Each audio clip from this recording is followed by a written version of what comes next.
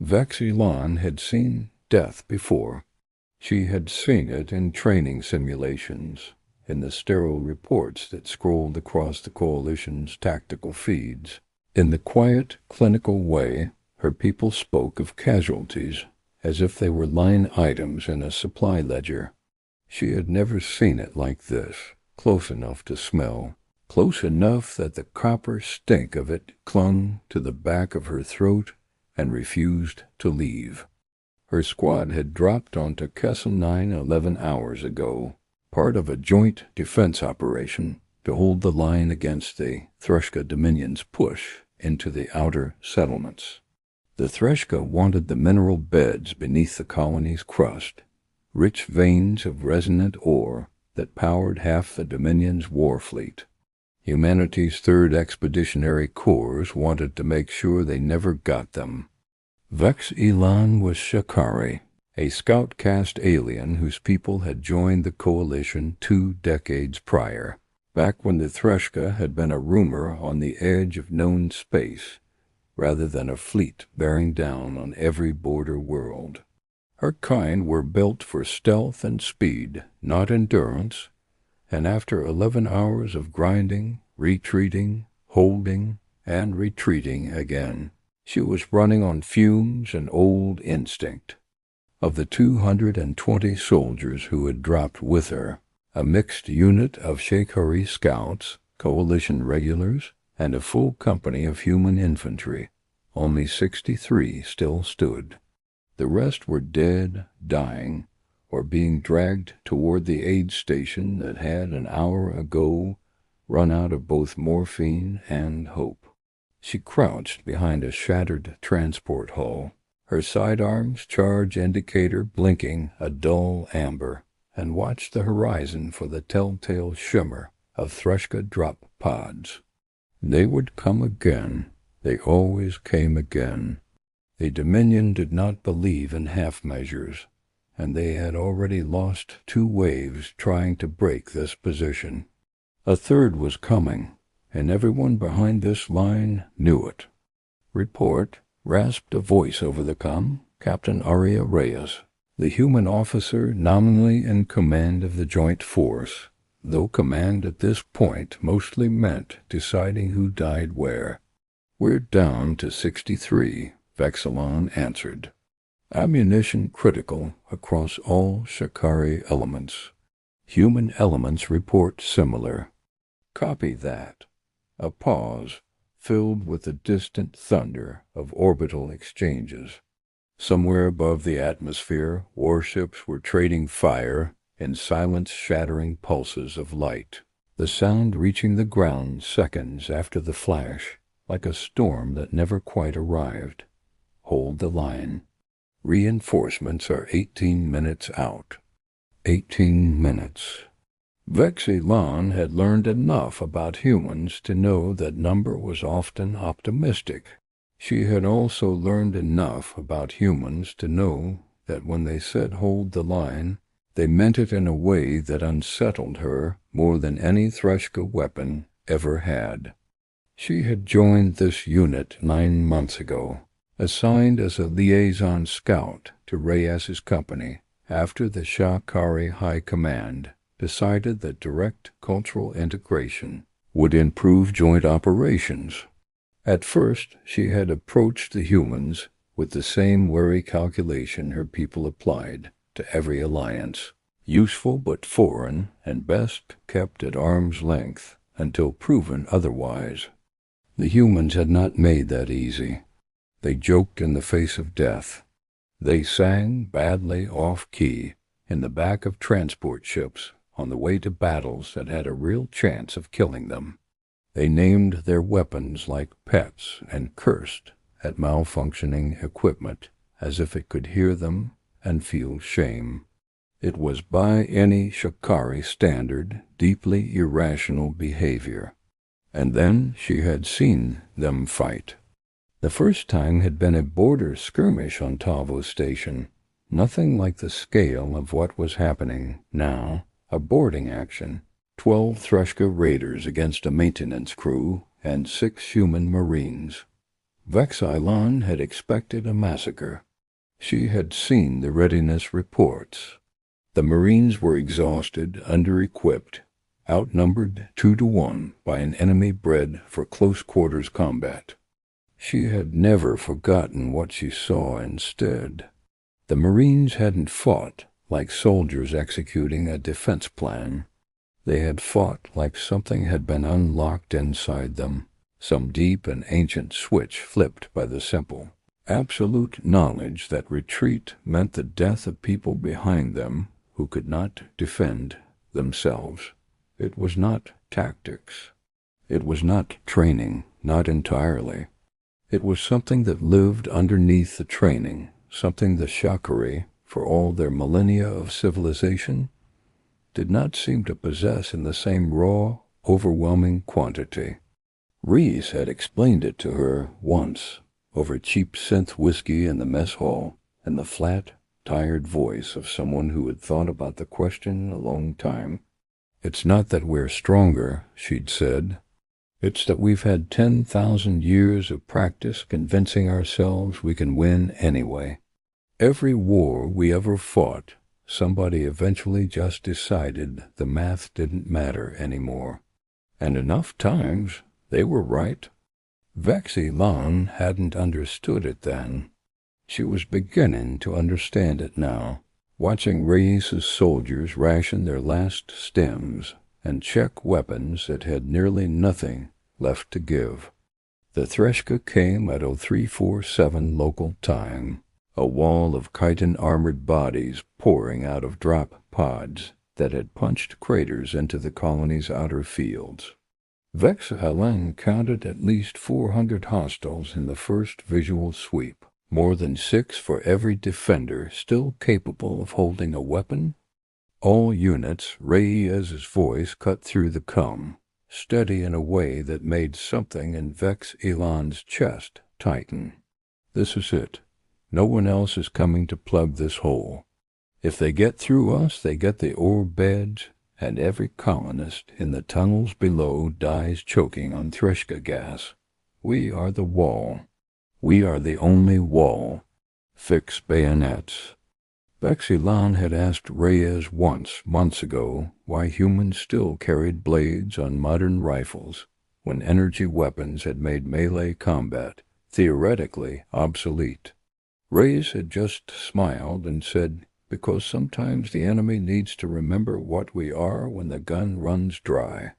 At the time, Vex-Ilan had thought it romantic nonsense. Now, watching 63 exhausted defenders click long blades onto smoking rifles with a grim ritual precision, she understood it was something closer to a promise. The Threshka charge hit the line like a landslide of black carapace and screaming mandibles. Vex-Ilan's people fought with speed and precision, darting between cover, picking off Threshka officers with what little ammunition remained. But it was the humans who anchored the center of the line, and it was the humans who Vex-Ilan could not look away from. She watched a woman named Okafor, a supply sergeant, not even front-line infantry, take a Threshka warrior twice her size to the ground with nothing but a combat knife and shear, furious will driving the blade in again and again, long after the creature had stopped moving, because stopping felt more dangerous than continuing. She watched a wounded corporal, one arm hanging useless at his side, use his rifle one-handed as a club because it had run dry of both bolts and blade integrity. She watched Reyes herself, blood streaming from a gash above one eye, stand in the exact center of the collapsing line and refuse, again and again, to take a single step backward, even as Threshka spears scored the armor at her shoulder. It should have been suicide. By every calculation Vex-Ilan's mind produced, it was suicide. And yet the line held, because 63 people who should have broken an hour ago had apparently decided, collectively and without any visible signal passed between them, that breaking simply wasn't an option being considered. Beside her, a young Shikari scout named Tirovos, barely out of his caste trials, assigned to the unit only 3 weeks prior, pressed himself flat against a chunk of broken duracrete, his sidearm shaking in both hands. "They're going to die," he said, his translator crackling with something close to panic. "All of them. There's no tactical reason to remain in this position." Vex-Ilan didn't answer at first. She was watching Okafor drag a wounded human soldier bodily out of the path of an advancing Threshka warrior, taking a glancing blow across the back that would have dropped a Shikari scout instantly, and simply absorbing it, twisting and driving her knife up under the creature's mandible plating without so much as breaking stride. "There is no tactical reason," Vex-Ilan agreed quietly. "And yet look at them, Terrell. Look at what they are doing anyway." Terrell Voss said nothing more, but she noticed in the following minutes that he stopped flinching quite so hard every time a human soldier surged forward instead of falling back. Something in the sheer, unyielding certainty of the defense was contagious, spreading outward from the humans at the center of the line to the Shikari and coalition regulars fighting beside them, until even the alien elements of the unit had stopped calculating retreat as a live option and started fighting like they, too, had decided the tunnels below were worth dying for. It occurred to Vex-Ilan in the strange, elongated clarity that came with combat exhaustion that this might be the real weapon humanity carried into every war it fought. Not their rifles, not their blades, but their apparent ability to make everyone standing near them just a little bit harder to kill. The Threshka's second wave hit 20 minutes later, and this time they brought armor. 3 squad assault walkers, each one capable of shredding what remained of the defensive line in a single sustained volley. Vex-Ilan felt something in her chest go cold and still, the particular calm of a mind accepting that the odds had finally, truly run out. She had watched humans defy impossible numbers all night, but a walker's cannon did not care about willpower.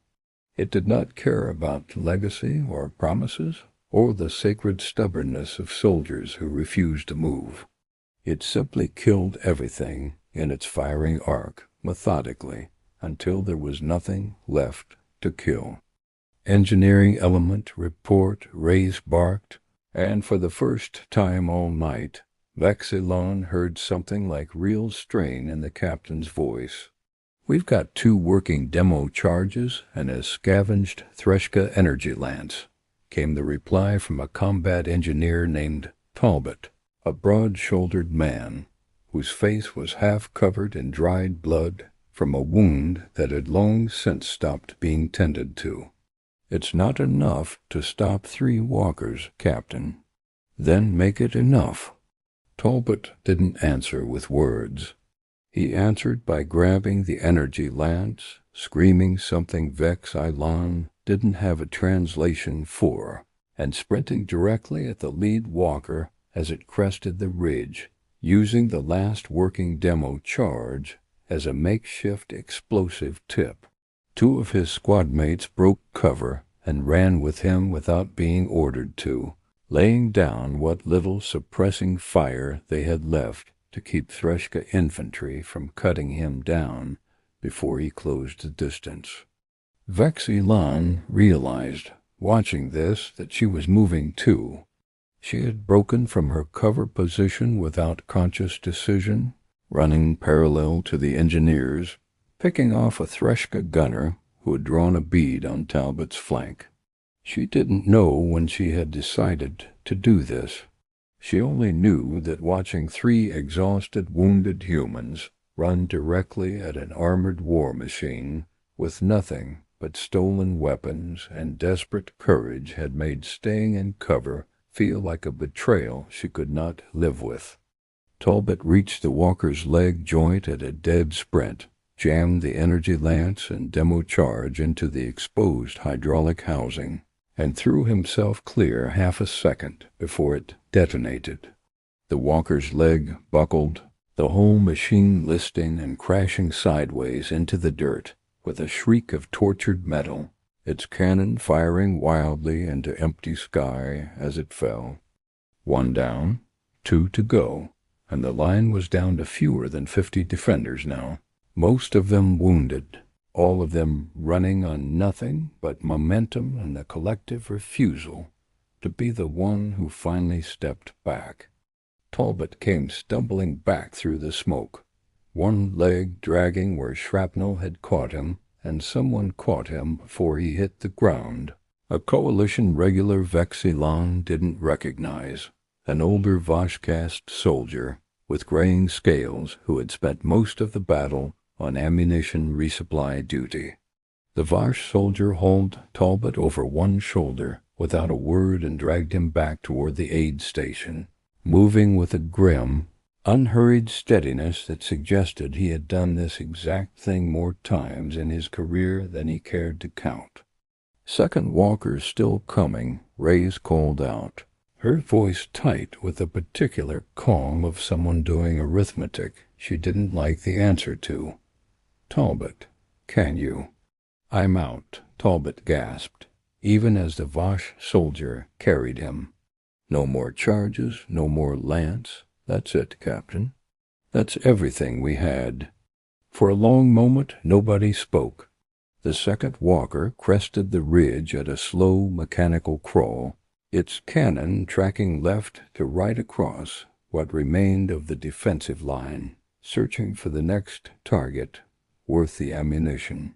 Vex-Ilan felt her hearts, both of them, the Shikari having evolved with a dual cardiac system built for the stress of sustained sprinting, hammering out of sync with each other, a physical symptom of fear so total it had stopped feeling like an emotion and started feeling like a fact of the universe.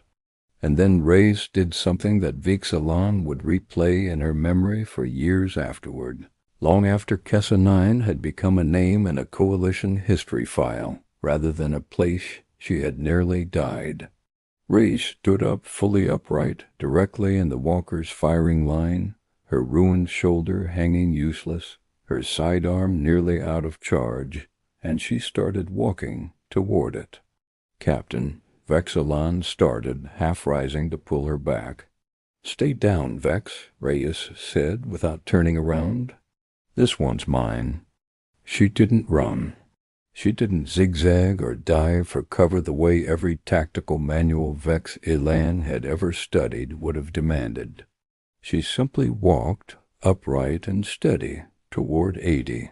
Tons of armored Threshka war machine, her sidearm raised in her one good arm, and she started firing, not at the walker's armor, which her weapon couldn't have scratched, but at the narrow optical slit near its crown, the one weak point every walker pilot had to expose in order to see.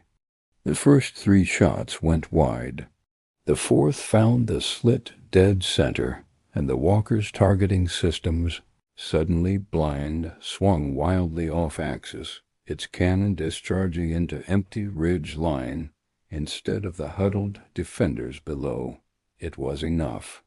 2 coalition regulars broke from cover and put the last of their ammunition into the walker's exposed leg joints, and the great machine buckled and crashed the same way its predecessor had into the smoking dirt. Reyes stood there a moment longer, swaying, before her legs finally gave out and she sat down hard in the dirt, laughing the short, exhausted laugh of someone who genuinely hadn't expected that to work. It was in the final minutes before the reinforcements arrived that Vex-Ilan understood, fully and without reservation, what Reyes had tried to explain to her in the mess hall all those months ago.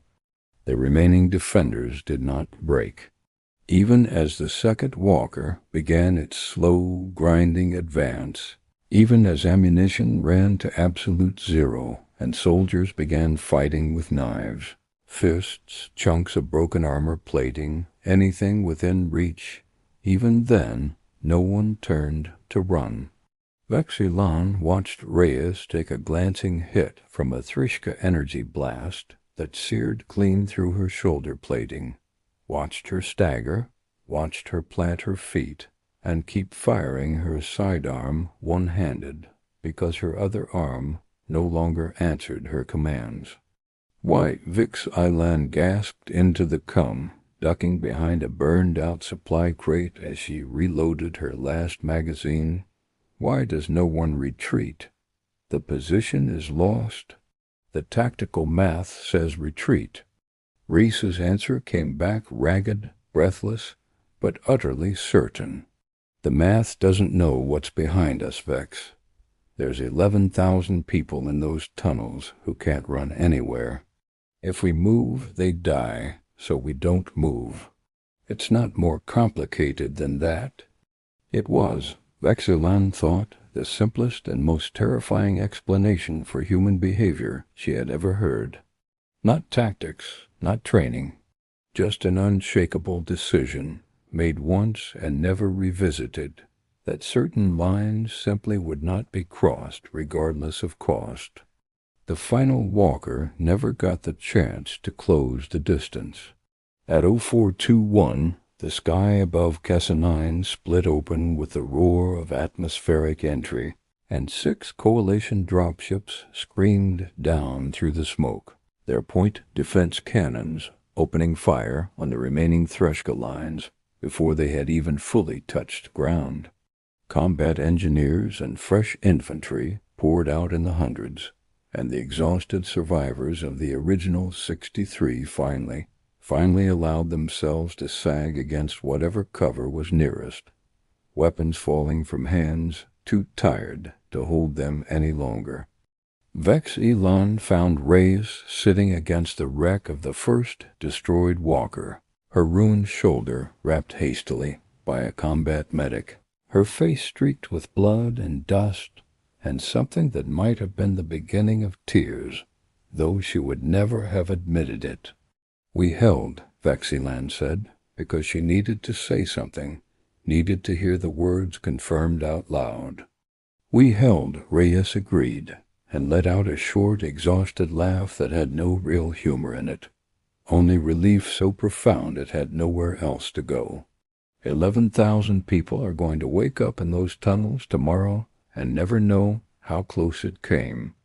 Vex-Ilan sat down beside her in the dirt, her legs finally giving out now that there was, for the first time in 11 hours, nothing left that needed her to stand. Above them, the last of the orbital battle was fading into a quiet dawn, the wreckage of ships and walkers scattered across the ridge like broken toys left out after a storm. I did not understand your people, Vex-Ilan admitted quietly. I am not certain I understand you still, but I think I understand now why the Coalition wanted you at its front lines. Reyes turned her head, exhaustion pulling at every line of her face, and managed something like a smile. It's not that we're better fighters, Vex.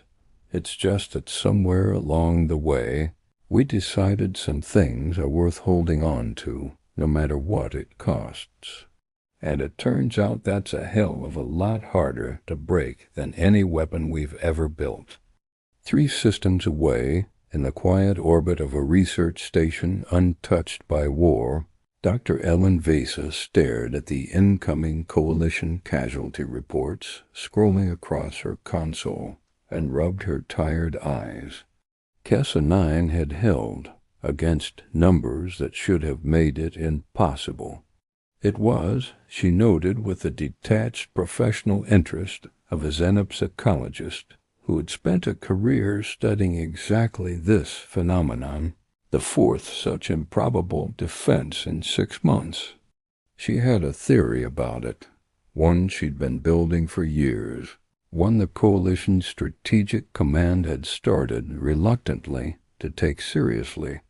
Humans, she believed, did not calculate the odds of victory the way every other known species did. They calculated the cost of losing, and when that cost became unacceptable enough, when it meant the deaths of people who could not defend themselves, something in the human mind simply stopped treating retreat as an option worth considering, regardless of what the numbers said. It made them unpredictable. It made them, in the Dominion's increasingly frustrated internal reports that coalition intelligence had begun intercepting, dangerous in ways that defied conventional threat modeling. Besa smiled faintly at her monitor, made a note in her file, and reached for the next report. Outside her window, the stars wheeled on, indifferent to the small, stubborn miracle that had just played out on a colony world most of the galaxy would never hear of. 63 soldiers, a handful of walkers, and 11,000 sleeping people who would never know how close they'd come to the edge, and how hard a handful of exhausted, bleeding strangers had fought to make sure they never found out. It was, she thought, exactly the kind of story that never made the official record, and exactly the kind of story that, in her experience, explained more about why humanity kept winning than any tactical analysis ever could. End.